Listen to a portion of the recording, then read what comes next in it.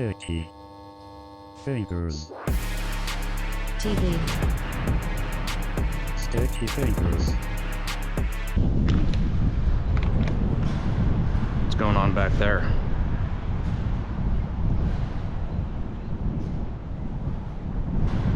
What's going on back there?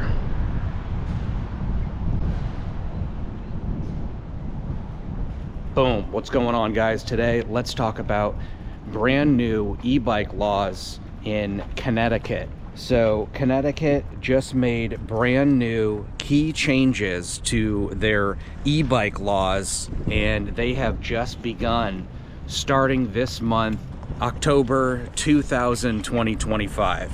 Okay, so these new e-bike laws, they separate different types of e-bikes based on speed and power. So if the max speed is 28 miles per hour or slower and it has pedal assistance, then it's still considered an e-bike. So if that is you, then you're good. And that is all of my e-bikes. So for me, if I had any of my e-bikes out in Connecticut, I would be just fine. I wouldn't have to worry. I could ride all my e-bikes out there, whether it's a class 1, a class 2, or a class 3. Now, in Connecticut, helmets are required for all ages, but there's still no license or age requirements within the class 3 e-bike system. And that means that if you're riding an e-bike that does not exceed 20 miles per hour on throttle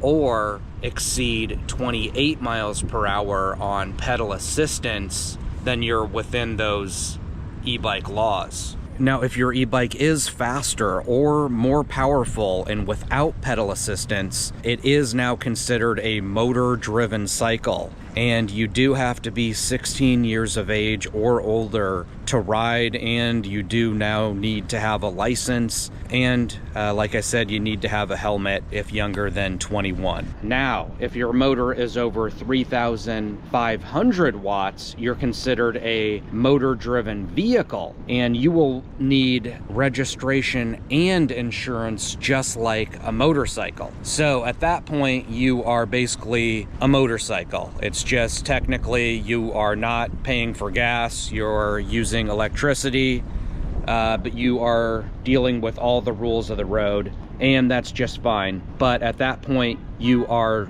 nothing like having an e-bicycle. It's a completely different thing than having an e-bike. So e-bikes that would fit into this category that they would be going after would include these e-moto style e-bikes, which would be things like the Surons and the Talarias.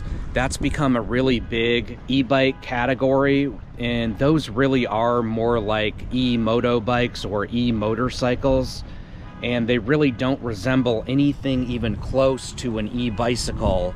They don't even have pedals.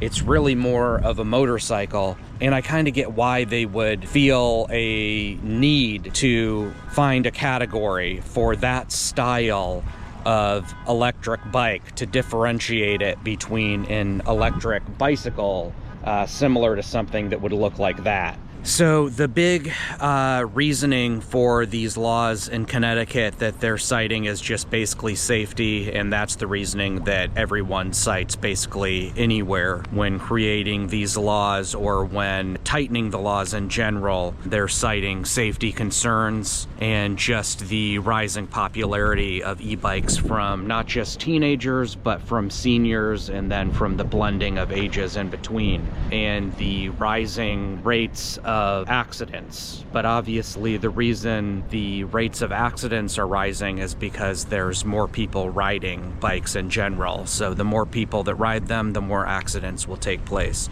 And for that reason, I do think the mandatory helmet law does make a lot of sense. And speaking of that, there is a $90 ticket that you can get if they catch you not wearing a helmet. So just remember to wear the helmet. It makes a lot of sense. Moving on, let's take a little bit of a deeper dive into these laws. All right, let's move on a little bit. E-bikes are prohibited from sidewalks. They have limited access to highways and turnpikes, and they must must follow the same rules as other vehicles, including yielding to pedestrians. So basically just use common sense when you're out riding. You're basically just not supposed to ride like a complete idiot. Lane usage. If the e-bike's top speed is less than the roadway's speed limit, it must operate in the right-hand lane or the shoulder.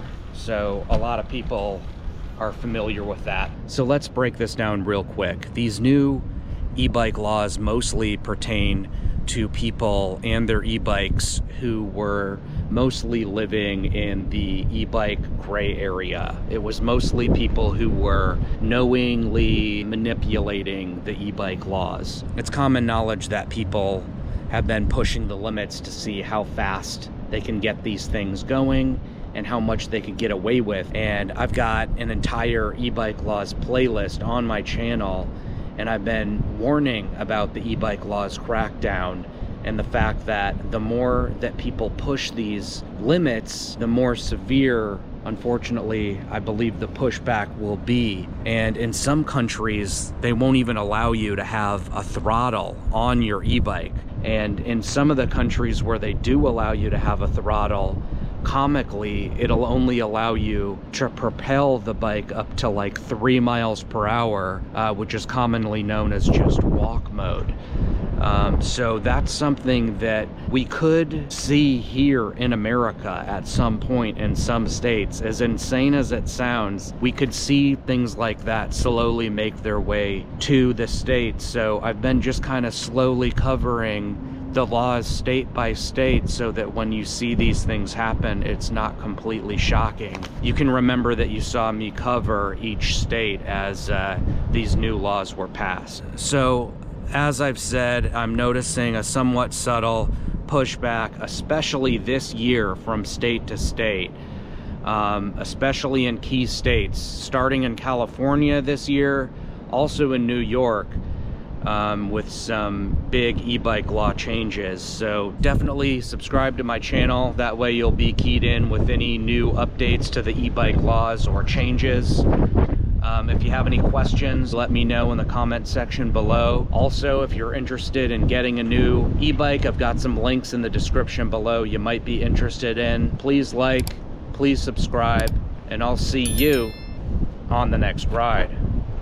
Boom. Boom. Perfect.